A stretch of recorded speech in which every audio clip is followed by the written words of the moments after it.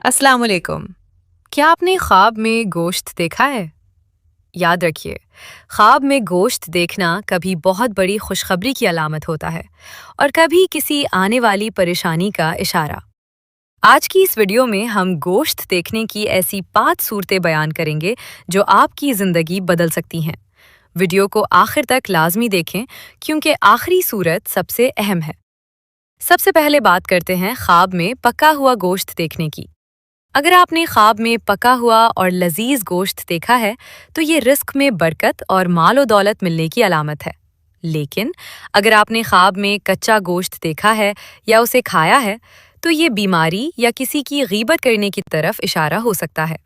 ऐसे में आपको सदका देना चाहिए, क्योंकि सदका बुलाओं को टाल देता है।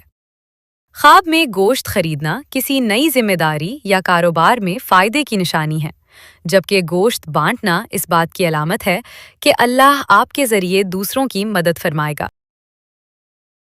आपने ख्वाब में गोश्त को किस हालत में देखा? कमेंट्स में जरूर बताएं ताकि हम आपको इसकी दुरुस्त ताबीर बता सकें। मजीद ऐसी वीडियोस के लिए चैनल को सब्सक्राइब करना न भूलें। जज़ाकल्लाह।